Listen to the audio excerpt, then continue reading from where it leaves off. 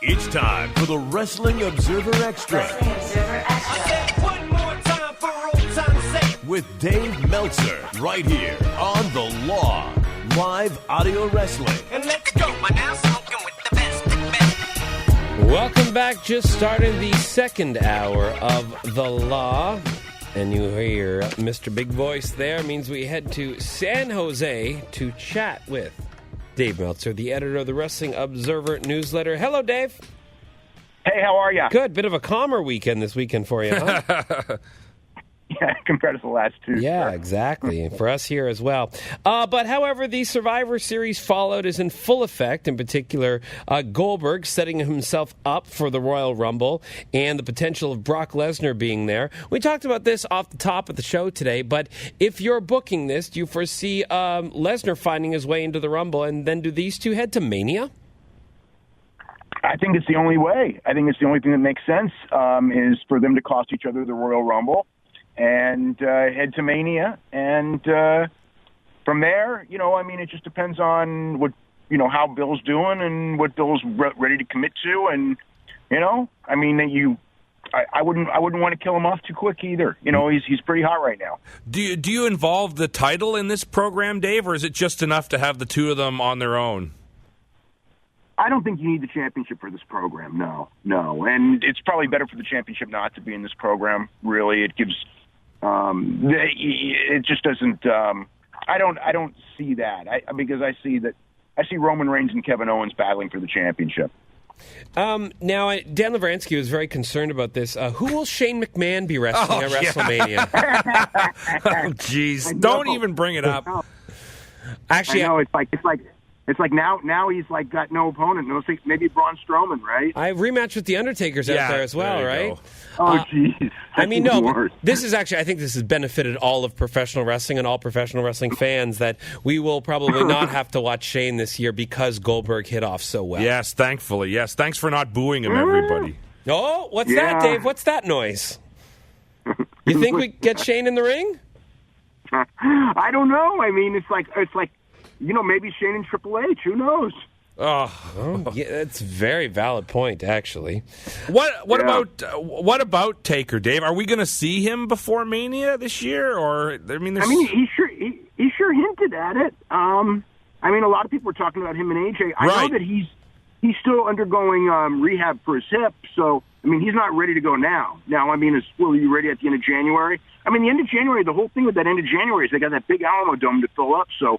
I could definitely see them wanting Undertaker on that show. Right, and AJ, if anyone, could be someone that could work with if Taker's not up to 100%, I'm sure AJ would still get a good match out of him. Yeah, I would trust AJ with anybody. Yeah, really. Yeah. And now looking at the other rumor that poked its head out, maybe a month ago or so, when AJ tweeted out that picture of him and Shawn Michaels together in the Royal Rumble logo. With Shawn Michaels, closer to the fold, being in Florida now, do you foresee him popping his way back into the ring just after being integrated into the environment again?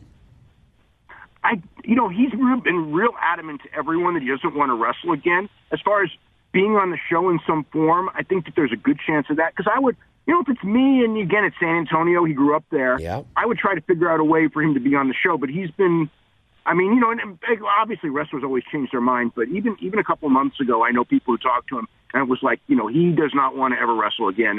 It's he wanted that retirement to be his retirement. And he said it many times. Granted, you offer enough money, he can change his mind. I could see him doing like a referee maybe in one of the big matches or something like that. An enforcer or yeah. something, there's a million roles you can put him in, yeah. Tomorrow night on Raw, we have a women's championship match that is going to be happening. It's Charlotte versus Sasha Banks, but it's interesting because we had Sasha Banks lose the title in her hometown. Well, tomorrow, we're in the town that Charlotte named herself after. But she is the heel going into this. This is going to be a difficult one for WWE tomorrow. It's going to be real interesting because I've got this feeling that she's going to try to heal herself, but in Charlotte, North Carolina, are they going to boo her? I don't know about that one. That'll be and then tough. What do they do? What do they do in the sense that it appears that they're setting up Sasha Banks against Nia Jax and Charlotte against Bayley as new programs. So I don't know which one's going to be the title one. my impression was going to be Charlotte and Bayley, so we'll see. Well, that's what it looked like, yeah, from Survivors. I was surprised on Raw this week that didn't kind of continue in that direction. They went back to Sasha because she beat up Bayley at the end of the match. Right. Yeah, but I think maybe this would be to take care of the rematch and then get to the Bayley thing, right, for the next pay-per-view. Right. So ultimately, that means you do have to have Sasha lose tomorrow. From there, James, Dave, we talked about James Ellsworth earlier in the show. Has he jumped the shark for you? Is this too much with him winning 3 times over AJ Styles? Oh, man, you know what? It was like the week before, I think, where I was just like, God, I've had enough of him. But this last week, I really did think that how they did it was actually pretty brilliant and kind of entertaining and all. That said, you're on borrowed time for sure. Mm-hmm. As far as like him in there with AJ, but guaranteed him and AJ are doing a championship match. They've already done that stip. It might even be Tuesday night. So we're going to get more of it. We're definitely going to get more of it because they just signed into a contract. Yeah. But the problem is now that they signed into a contract, at some point, if he's in the main event scene, it really is going to get old. Well, yeah, I think obviously I would think after this program with him and Ambrose and AJ, I would think that he's got to go down the card after that. Yeah, or go heel against Dean. I don't know. Right. Or Dean goes heel against him. No, they need baby faces. Yeah, true. Yeah, the babyface situation is bleak on that side right true. now, and especially with Randy Orton having turned. Right. Yeah, that is a strange situation. Let's chat about other potential people in WWE with a lot of Ring of Honor contracts coming up. What is the situation currently with one Steve Corino? Steve Corino's contract's up at the end of the year, and everyone's heard the rumors. Of him in WWE, and it wouldn't shock me. Technically, he's not allowed to take any offers until January the 1st. But this is pro wrestling. You know how that works. Yep. So, role-wise for Steve Corino in WWE, performance-centered trainer, do we see him in an on-camera role? Because he has been exceptional as far as color commentary goes, and Corey Graves is overworked at this point. They could. My understanding is that it's probably just as a trainer, but, if he's there, yeah, it makes sense. And he's a funny guy, and they could use a funny guy who doesn't detract from the product, as opposed to someone trying to be funny who isn't and does detract from the product. Yeah, actually, he's been great on Ring of Honor. There are some other Ring of Honor contracts coming up as well, Dave, right? The Bucks, Jay Lethal. Yeah, pretty much almost everyone, I think their contracts are up because they usually do, your contracts at the end of the year. So Adam Cole will be April, but pretty much everyone else is the end of the year, yeah. So do you expect to see any changes there? Do you think everyone will re-sign? Some guys move on? That many guys coming up at one time, they could lose a lot of guys. Yeah, I know. When you have it like that, it is kind of weird. They just did sign Marty Scurll and Will Ospreay, so that's 2 new additions. But as far as all the guys, realistically, it's the ball's in the WWE's court. If the WWE goes after somebody hard and really wants them, they're going to get them. If WWE doesn't really make a play for these guys and says, well, you can come in at opening wage. Ring of Honor can keep them because the one thing with a lot of the guys is that you've got the New Japan thing too. Right. So that's a good, it's not just Ring of Honor, it's New Japan. So if they want to feel like they're major league, it's not WWE, but New Japan is major league. I think a real interesting situation is with the Young Bucks because these are guys who are the hit on the indies. They're doing the New Japan stuff. They're doing Ring of Honor. They also have, they're selling a lot of merch as well, and that's something that the numbers there would, they'd sell more, but they'd get less out of it going to WWE. They'd get much less of a percentage out of it. If they went to NXT, it would be tough. And the other thing is they're not working. They're working they've certainly worked a hard schedule in the last month. But if you look at the number of dates that they worked this year as compared to other years or compared to a WWE schedule, it's not that many dates. That said, if WWE really wants to make a play and really wants to stock up, whether it's NXT or whatever, they're the guys because they have a name and they'll get over in an instant in NXT.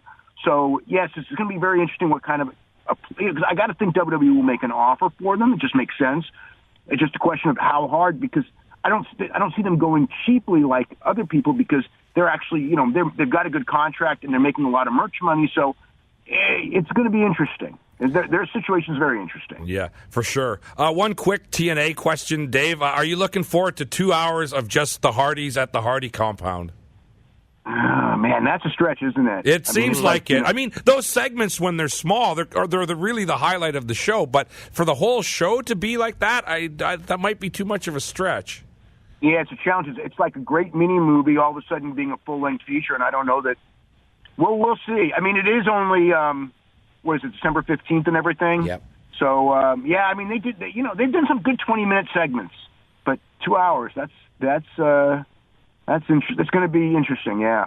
Let's flip over to UFC here. Conor McGregor stripped of the featherweight title. Has there been any word from McGregor's camp in regards to a reaction here?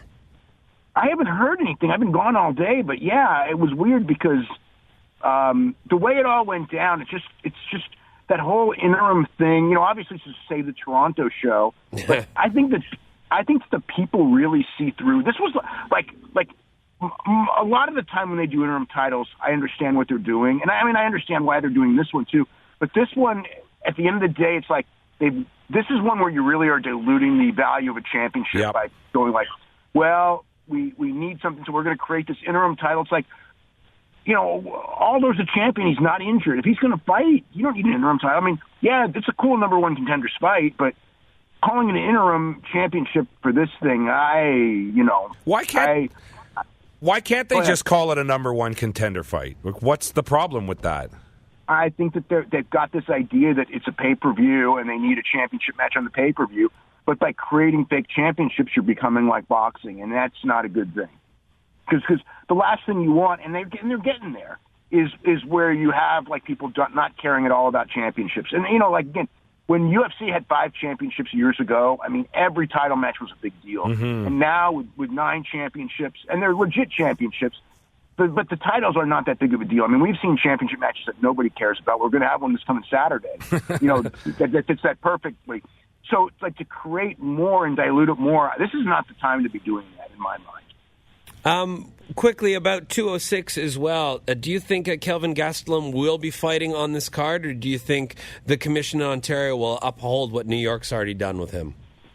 Yeah, I don't understand why that was announced until they cleared that thing up.